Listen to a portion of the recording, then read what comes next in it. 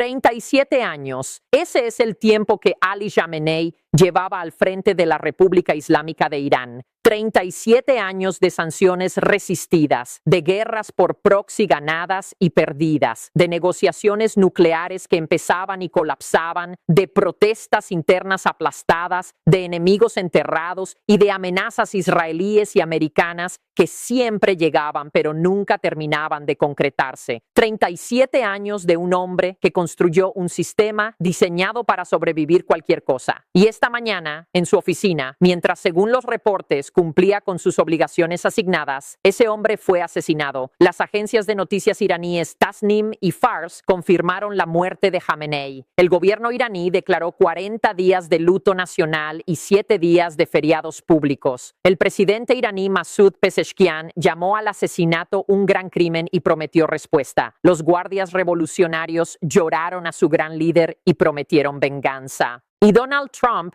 fue a una recaudación de fondos republicana en Mar-a-Lago. Eso no es un juicio, es un hecho. Y ese contraste entre el mundo que se está incendiando y la normalidad aparente desde la que sus actores siguen operando es posiblemente la imagen más reveladora de todo lo que ha ocurrido en las últimas horas. Fuente Al Jazeera. Empecemos desde el principio de esta nueva fase, porque lo que ocurrió en las últimas horas no es una continuación de la guerra que comenzó ayer. Es una guerra diferente. Cuando un Estado pierde a su líder supremo, su principal asesor político, el comandante en jefe de sus fuerzas paramilitares más poderosas y a la familia de ese líder en el mismo día, el conflicto entra en una dimensión que los manuales de estrategia militar describen como decapitación de liderazgo. La teoría de la decapitación sostiene que eliminar la cúpula de un gobierno puede paralizar su capacidad de tomar decisiones, crear caos interno y acelerar la rendición o el colapso del sistema. Esa es la teoría. La realidad, según los propios analistas americanos que están evaluando lo que ocurrió, es considerablemente más complicada.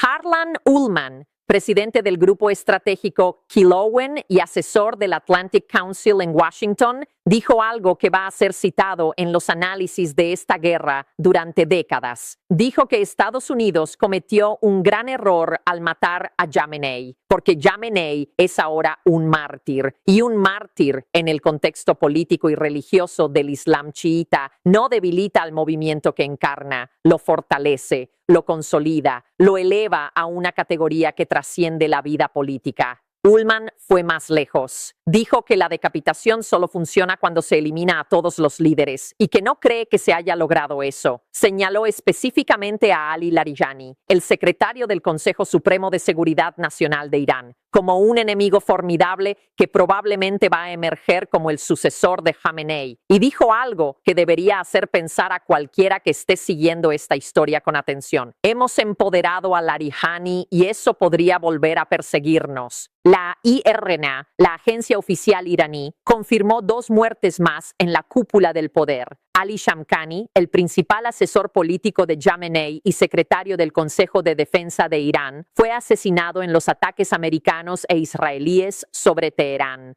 Y Mohammad Pakpur, el comandante en jefe de los guardias revolucionarios, también fue confirmado muerto. 3 de las figuras más poderosas del sistema iraní eliminadas en el mismo día. El propio Khamenei, su principal asesor político, el comandante de la fuerza paramilitar más poderosa del país. Si la teoría de la decapitación fuera correcta, esto debería paralizar al Estado iraní. Pero lo que estamos viendo es lo contrario. Abbas Aslani, investigador del Centro de Estudios Estratégicos del Medio Oriente en Teherán, explicó por qué la muerte de Khamenei no significa el colapso del sistema que construyó. Dijo que la infraestructura y la arquitectura que Khamenei construyó durante 37 años siguen en pie, que incluso después de su asesinato, Irán siguió respondiendo a los ataques, que eso demuestra que el sistema que Khamenei edificó es uno que puede operar incluso con un vacío tan grande como su propia ausencia. Esta es la diferencia fundamental entre eliminar a un líder personalista en un sistema sin instituciones y eliminar al líder de un Estado con 37 años de construcción institucional deliberada. Jamenei no solo gobernó Irán, construyó Irán a su imagen. Y esa imagen sigue impresa en cada estructura del Estado iraní, incluso ahora que él no está. La constitución iraní tiene un camino previsto exactamente para esta situación. Un consejo de 3 personas asumirá temporalmente todas las funciones de liderazgo del país. El presidente Pezeshkian, el jefe del Poder Judicial y un jurista del Consejo de Guardianes. Este consejo va a gestionar la transición hasta que la Asamblea de Expertos, el órgano de clérigos con autoridad para elegir al líder supremo, designe al sucesor.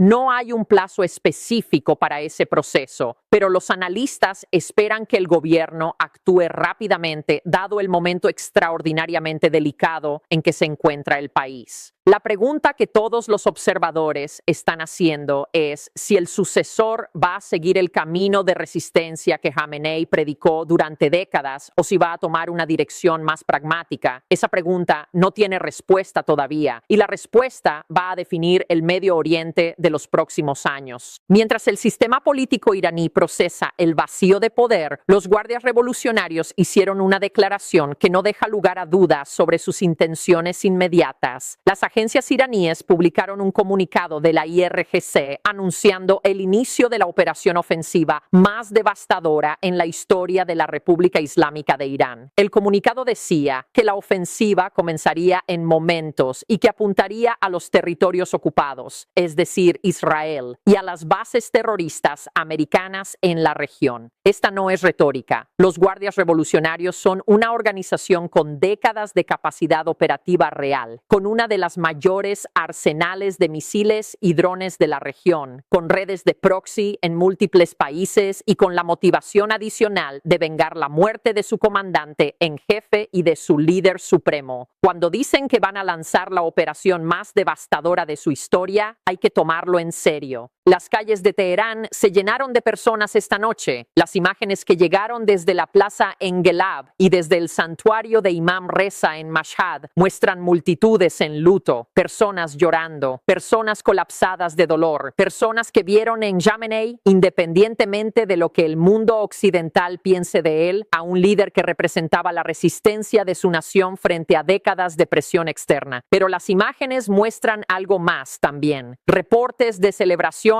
y fuegos artificiales en Teherán, porque Jamenei y sus fuerzas de seguridad han sido responsabilizados por millones de iraníes del asesinato de miles de manifestantes en las protestas de las últimas semanas. 2 reacciones completamente opuestas en las mismas calles de la misma ciudad. Luto y celebración simultáneos ante la misma noticia. Eso es Irán en este momento, un país fracturado internamente que al mismo tiempo está siendo bombardeado externamente. Una nación donde el mismo hombre es simultáneamente un mártir para unos y un tirano para otros. Reza Pahlavi, hijo del Shah depuesto de Irán que lleva décadas en el exilio, publicó un mensaje en X agradeciendo a Trump por la operación militar y diciendo que la hora de la liberación del pueblo iraní está llegando. Pahlavi dijo que tiene un plan para una transición ordenada y transparente hacia una Irán democrática. Esta voz del exilio iraní pro-occidental ha emergido con fuerza en las últimas horas como una alternativa potencial que Washington podría estar considerando para el liderazgo post-Jamenei.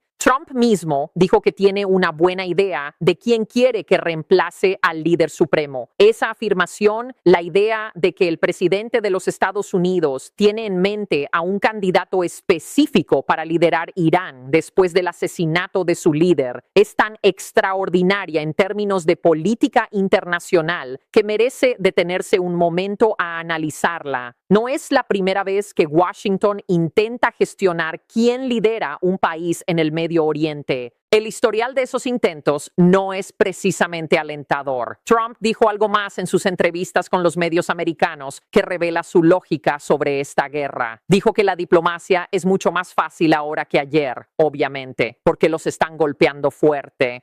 Dijo que la respuesta iraní, los ataques contra Israel y las bases americanas en toda la región fue menos de lo que esperaban. Pensaban que sería el doble, dijo. Estas afirmaciones requieren un análisis cuidadoso porque cada una de ellas tiene implicaciones estratégicas enormes.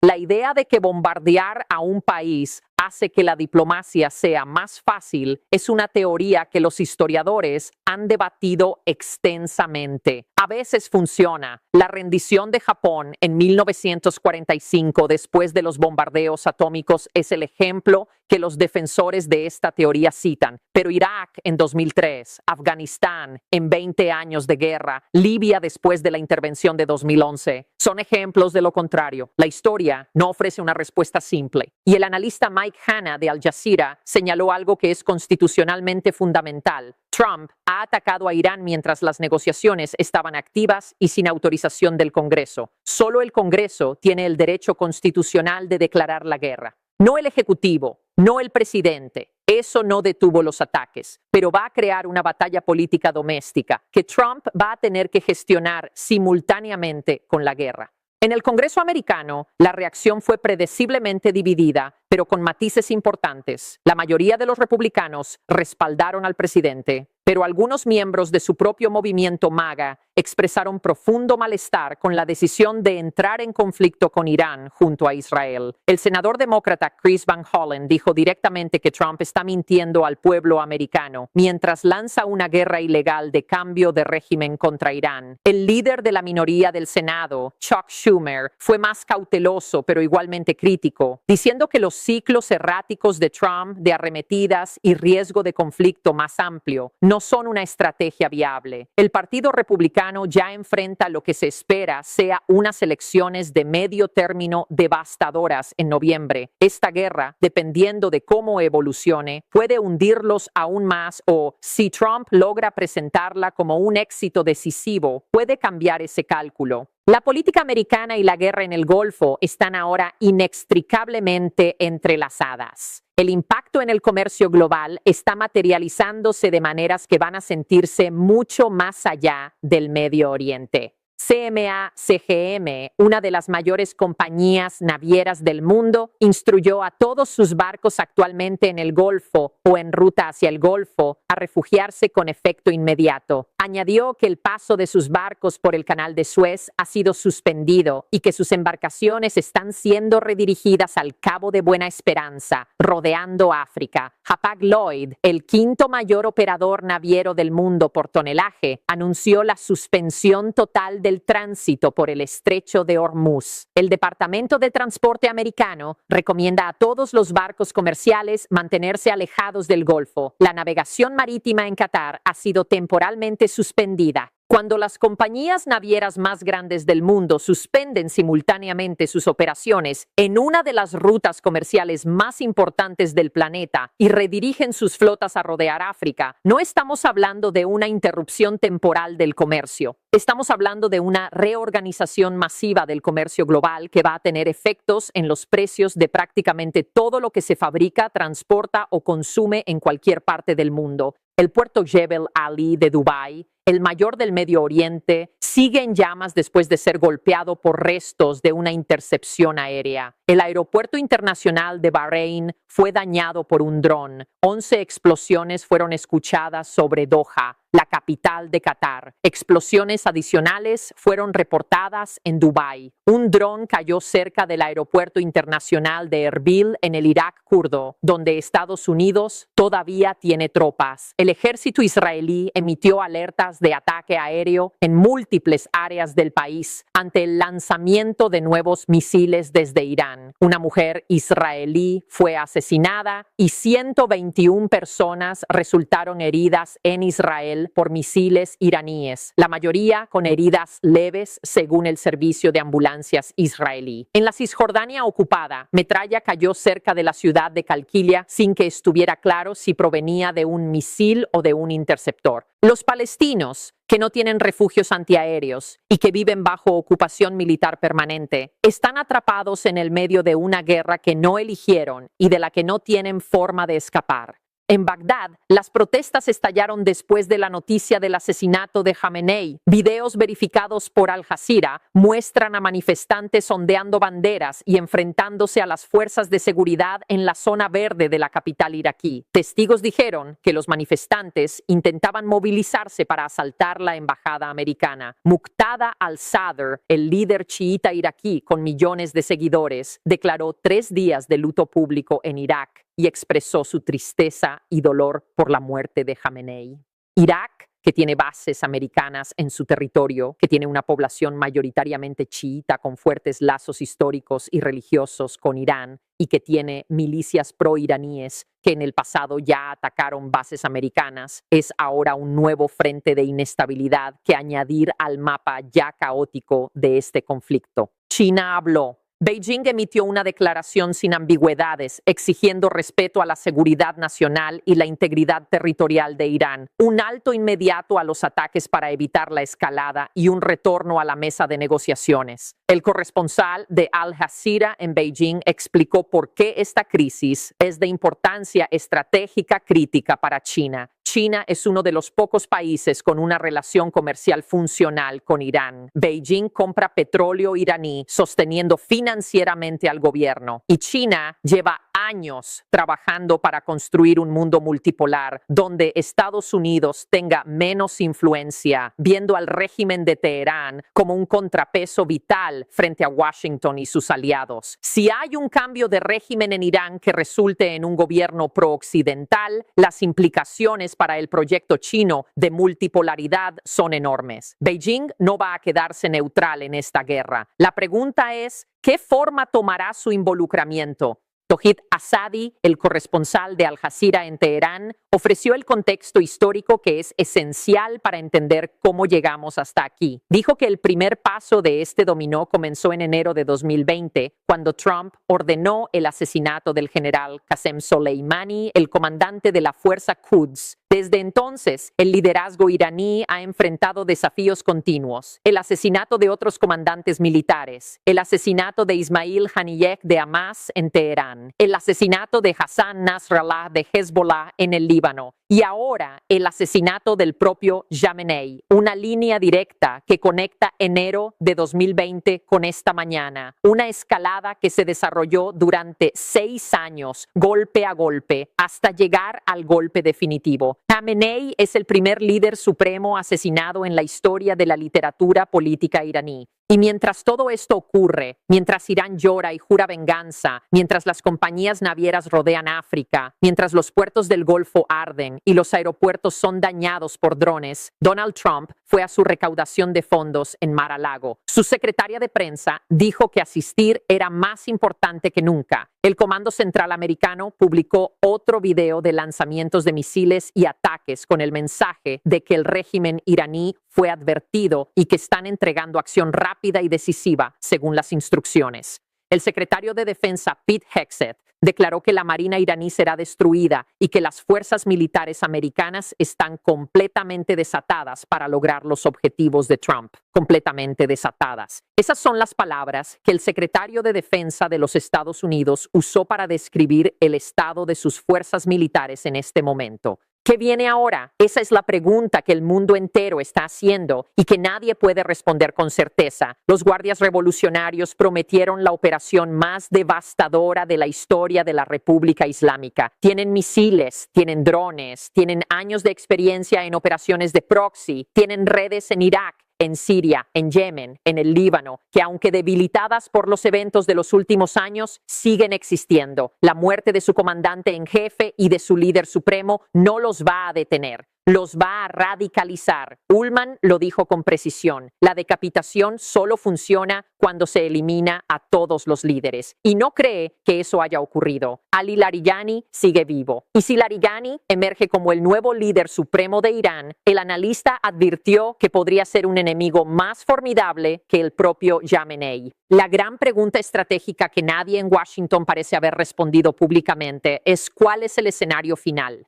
Trump quiere que Irán no tenga armas nucleares. Eso está claro. Trump aparentemente quiere un cambio de régimen. Eso también está claro a partir de sus propias declaraciones. Pero, ¿qué significa exactamente un cambio de régimen en un país de 80 millones de personas con décadas de instituciones revolucionarias profundamente arraigadas, con una cultura política que convierte a sus mártires en símbolos eternos, con vecinos en Irak, Siria y Líbano, donde las consecuencias de los intentos americanos de ingeniería política siguen siendo visibles 2 décadas después? Reza Pahlavi en el exilio tiene un plan para una transición democrática. Ese plan requiere que el pueblo iraní lo apoye. Y el pueblo iraní que en este momento está en las calles llorando a Jamenei no es necesariamente el mismo pueblo iraní que va a dar la bienvenida al hijo del Shah que derrocaron en 1979. Esta es la guerra que cambió el mundo en un día. Comenzó como una operación planificada para destruir las capacidades de misiles iraníes. Se convirtió en el asesinato del líder de una nación de 80 millones de personas. Generó una respuesta que puso en llamas el mayor puerto del Medio Oriente, dañó un aeropuerto internacional, sacudió a 6 países del Golfo simultáneamente y provocó protestas en Bagdad. Expulsó a las compañías navieras más grandes del mundo del estrecho de Hormuz. Creó un vacío de poder en Irán, cuyas consecuencias se van a desarrollar durante meses o años. Y activó a los guardias revolucionarios para lanzar lo que ellos mismos describen como la operación más devastadora de su historia. El mundo que existía el viernes por la noche es irreversiblemente diferente al mundo del domingo por la mañana. Y lo más importante que puedes entender sobre este momento es lo que aún no sabemos. No sabemos quién va a liderar Irán. No sabemos qué tan devastadora va a ser la respuesta de los guardias revolucionarios. No sabemos si el estrecho de Hormuz va a permanecer cerrado días, semanas o meses. No sabemos si la apuesta de Trump de que la diplomacia es más fácil después de los bombardeos va a resultar correcta o catastrófica. No sabemos si el intento de cambio de régimen va a producir la Irán democrática que Pahlavi promete o un Irán más radical y más violento liderado por alguien como Larijani. La historia está siendo escrita en este momento y ninguno de los que la estamos observando sabe todavía cómo va a terminar. No apartes los ojos de esto. Fuente: Al Jazeera.